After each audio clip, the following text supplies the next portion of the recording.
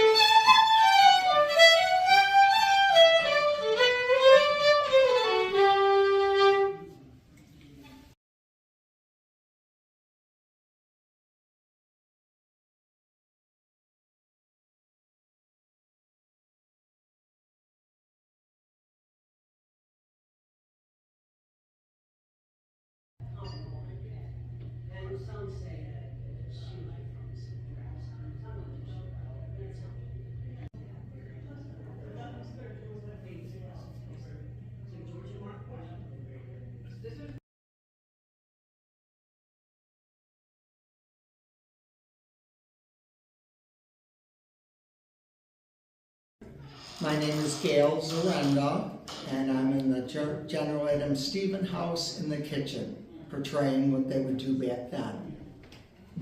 This here is a dry sink, and they would go, the workers would go, there's a stream, and they would go back with a pail of water, and they would bring it in here, and they would heat it up at the fireplace over here, and then they would do their work here and have the dry sink. And this is just some of the things like a pie thing, and this here is for butter. They would use this and put butter in there, and they would make their butter like that. And then here is some of the food that they would take and make the meats and the fruits and salad bowl, and of course it was a very busy place. And then here, over here, is called a pie safe, and they would, it's something like it would be a refrigerator today, but back in the days they didn't have it. So they would bake their pies and put them in here, and right on the here is holes so the bugs wouldn't get in there. And so this would be for the pies. And then that's the china. Over here is the china that they would use, right now, if they were having Christmas. That's the china cabinet. And then over here at the fireplace, this is where they would cook all their food and everything. And this here is for cornbread, and this here, I just found out yesterday, this is a drip pan. Go in there, and they would use this to cook small birds, like Cornish hens. And how they would cook them is just put this in front of the fire, and that would cook the birds. So that's something new to the house. And then they have all the pots and tea kettle there and all what they need to cook. And then up on the top, they have these here. They would use beeswax to put in here, and they would make their candles out of these two.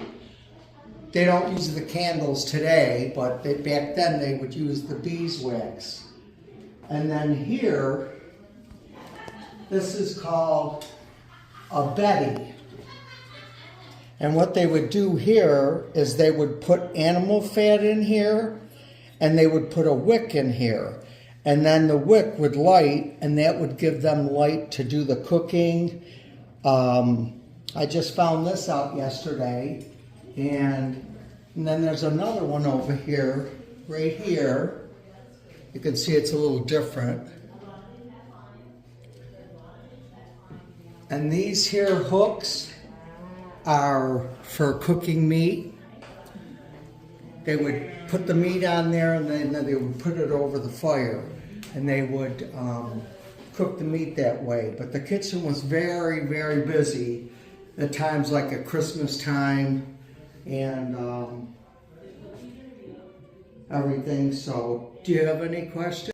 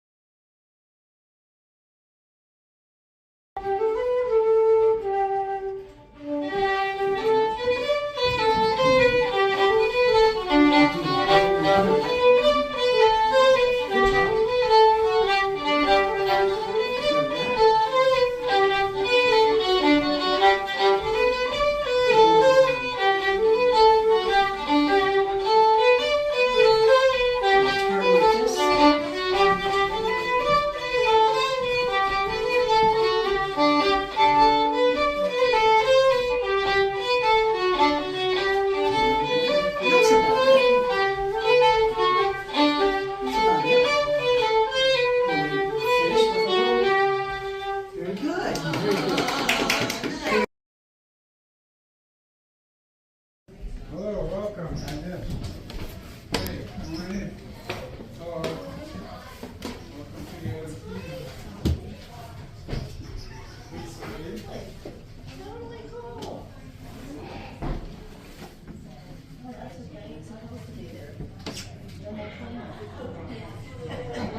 This is what it looks like when they first hear it. How neat.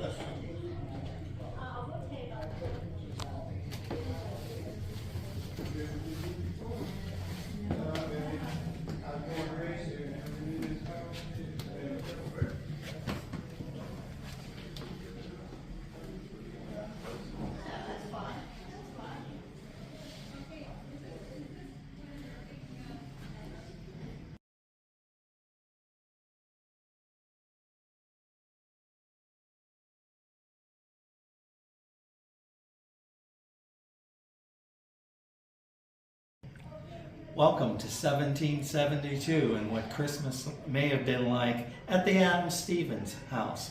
We're in what we call the children's room. The children's room, first of all, you weren't given any children's presents of Christmas like today as you know it, but you might get a board game. It's called Mantella, which is an African stone game.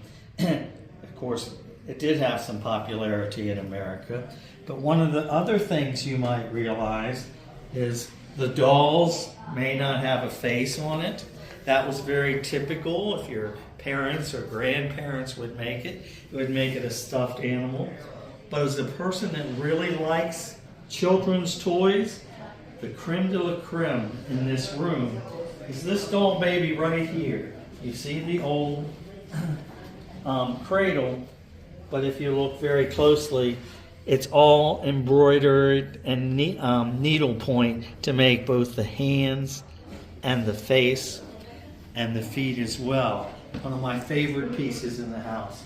Other simple toys you would have. Some of your grandparents will remember the rocking horse that you played with. Pitcher and bowl set. And if you've ever heard the saying, sleep tight, don't, and that's how the beds were made. And of course, what's it look like full size? That the tighter it was pulled together, the firmer the bed, and it would be giving you a comfortable night's sleep. Thank you for being here this year.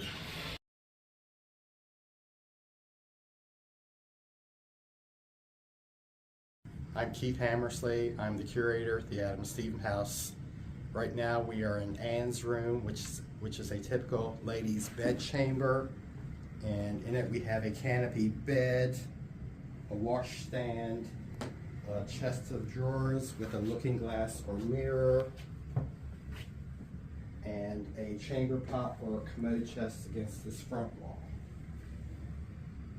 The wood in the bedpost is tiger maple. It's a pattern which occurs in less than 5% of common maple trees. The unpredictability combined with the beauty of the pattern make tiger maple wood a prized wood. Christmas in Anne's time in the late 1700s was a period when time was spent with family and social connections.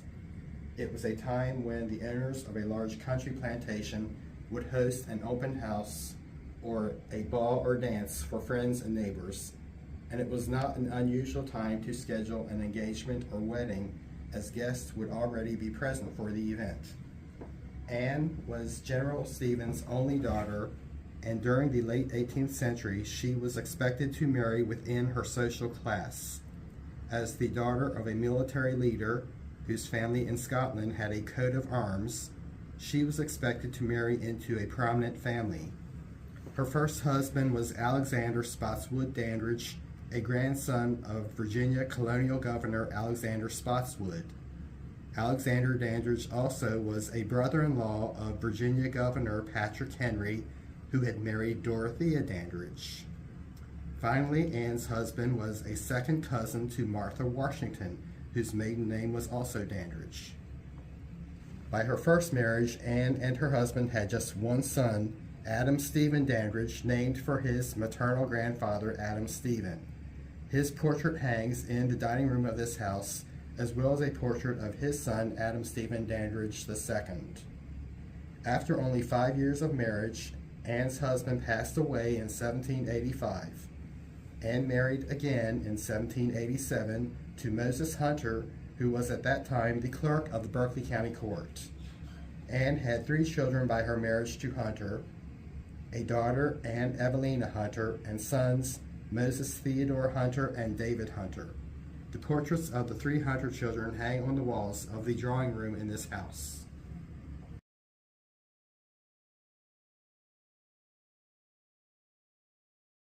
Thank you. My name is Karen. I am here sitting in the working area of the hallway. I'm educating people about the way that people make yarn and use them. So this is a spinning wheel. The way that it was used is that the sheep would be sheared. Here is wool directly from a sheep. As you can see that there's some dirt and grass and things in it. So before being able to use it, they would comb it, get it straight, clean it up, and then they would put it into a container like this, where it would be stored for the person who was going to use it and make yarn out of it. So the way that the spinning wheel works is that you would take some of the wool, put it on this, spin this with your hand, and then make the yarn with 2 hands like this. Spin the wheel, make the yarn, spin the wheel.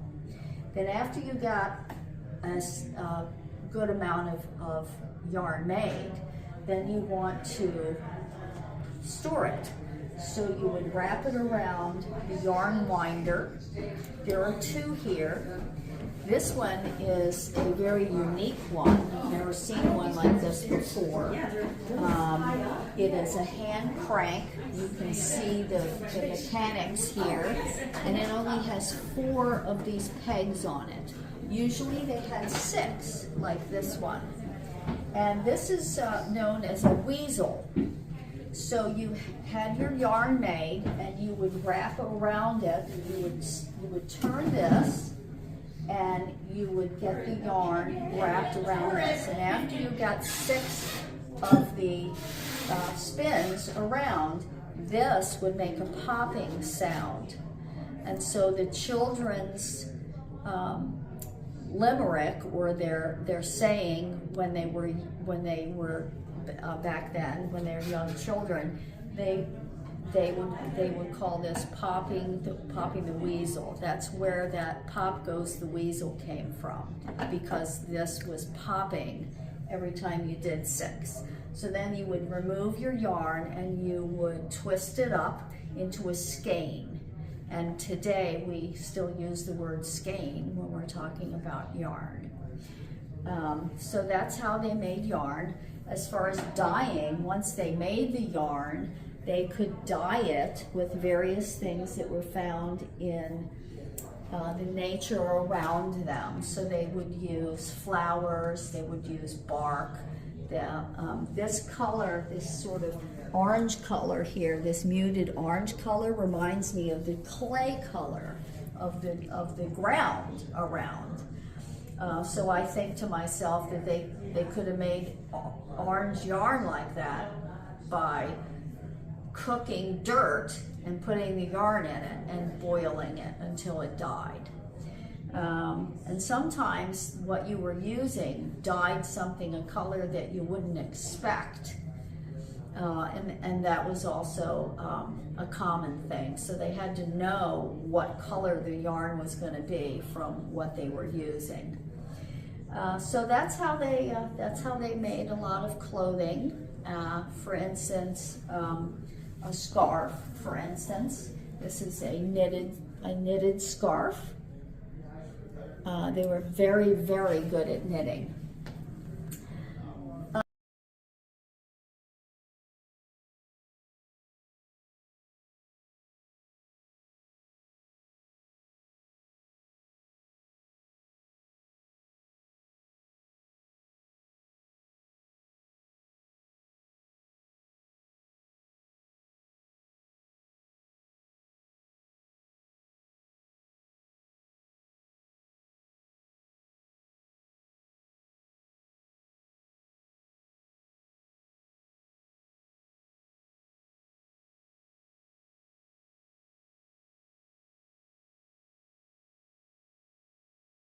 Okay.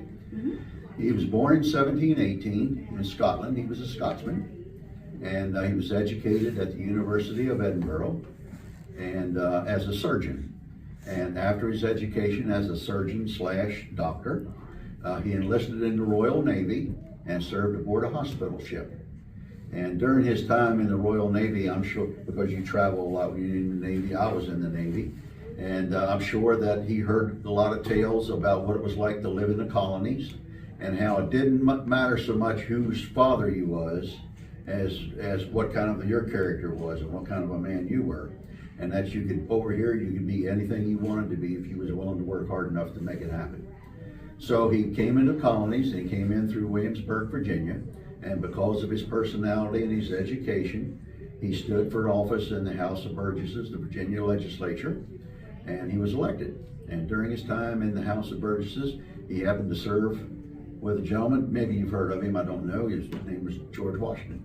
And they became acquaintances and knew one another, and lo and behold, along come a little event called the French and Indian War, and Virginia raised their army, and George Washington was given command of the army, and he asked Adam Stephen to be his second in command, and was given the rank of lieutenant colonel.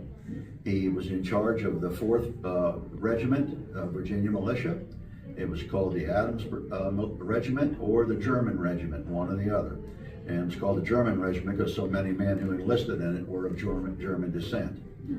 Now, he fought with Washington, and was also at the Battle of Saratoga, a very famous battle.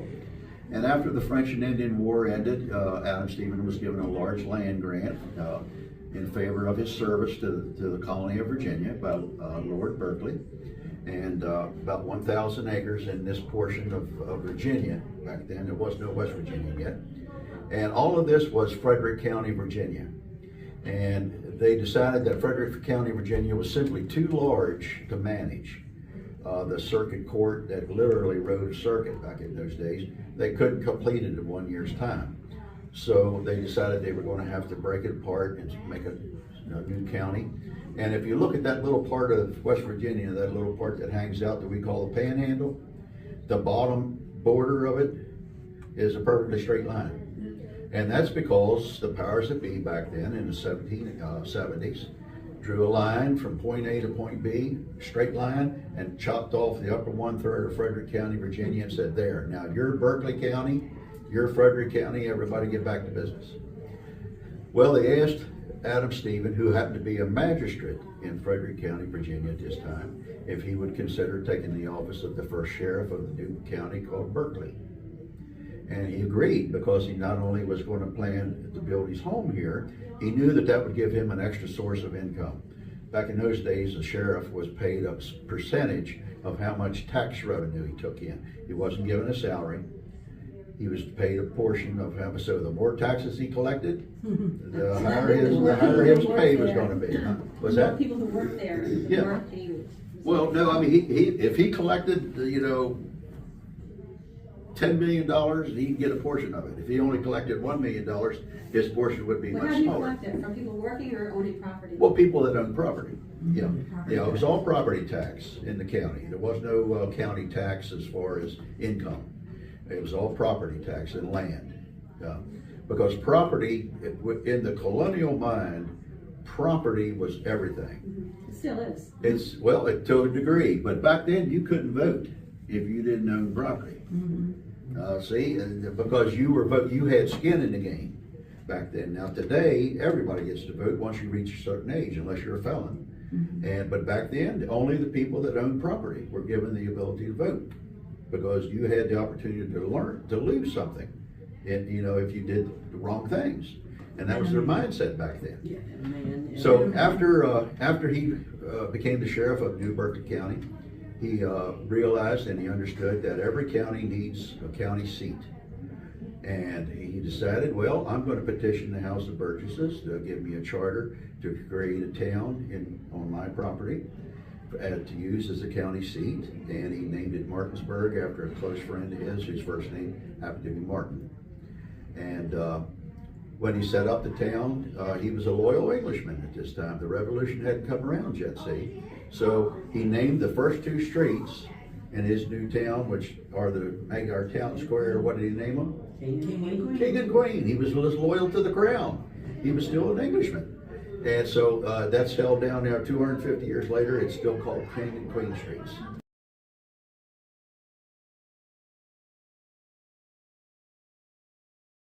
Hi, I'm Amy Stottlemyre, and we're in the dining room of the General Adam Stevens house. Welcome to our dining room. This Christmas, we have the dining room decorated as if we're ready to sit down to a dessert course on a fine meal. Everything is laid out with the very best, because General Stevens would have wanted to impress his guests with everything that he had to offer this far out on the frontier. We have at the end of the table a beautiful grape cake. This recipe actually came from Martha Washington, and it's one we stole from her. 30 eggs involved in one cake, and lots of nuts and dried fruit would have gone into this. Think fruit cake, only with icing. We also have lots of tea cakes, a fruit tart, roasted chestnuts are coming around. In the center though, and I love this display, we have our gelatins. Gelatin was a part of colonial life. Gelatin at that time was made from bone marrow. but they would have scented it, flavored it with fruit flavors, and they would have used colors that they could have gotten from fruits and flowers to make it beautiful and have it as part of the display as well. The citrus was a big part of celebrations here at the General Adam Stevens house because citrus was hard to get this far on the frontier, and that was a sign of how very affluent Adam Stevens was and what he had to offer. He had to get that from Cuba, have it shipped up here, and then carted from the port all the way to the frontier.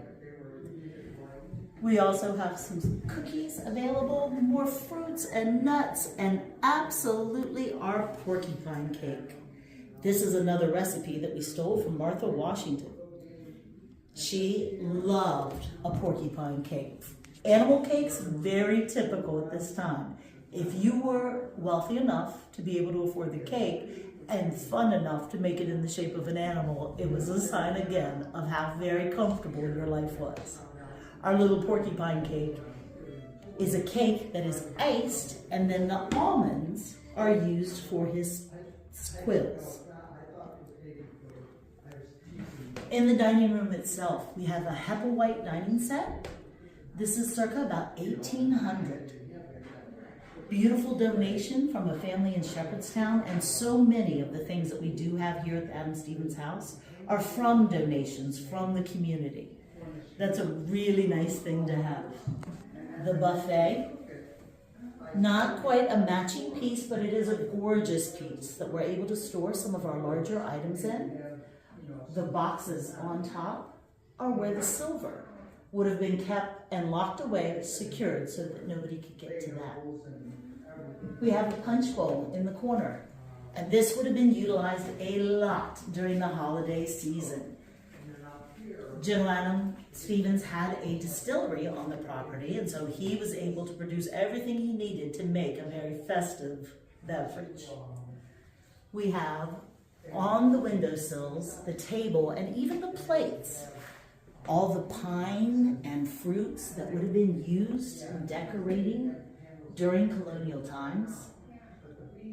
They did not have a Christmas tree. It was too early for that, but they brought a lot of the greenery in, and it would have been on top of chests, on mantles, tables, even on top of the food that was served as part of the decorations. I'm actually going to point out the walls right now. We do have a couple portraits of Adam Stevens' grandchildren, two of his grandsons. Up here, we actually don't have a portrait of the general himself, but his grandchildren we do. And so we make some assumptions based on genetics that perhaps General Adam Stevens might have been a redhead of a demure stature. The trays that are placed directly under that were both functional and decorative, and the chair rail around the edge was used as a way to display and store some of that. The tea service is there at the window. I think tea in colonial times was an event.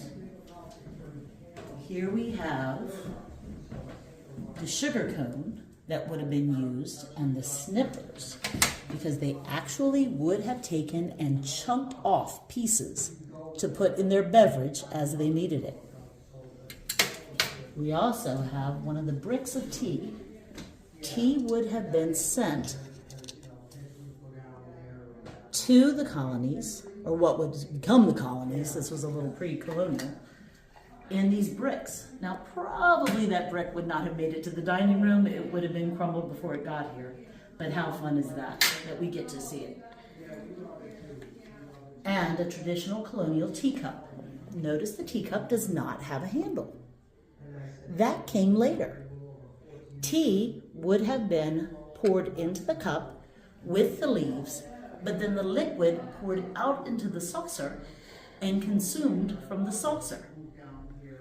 That's something that my grandmother did that I thought was absolutely silly, and here I find out it had something to do with how they used to drink tea all over the place.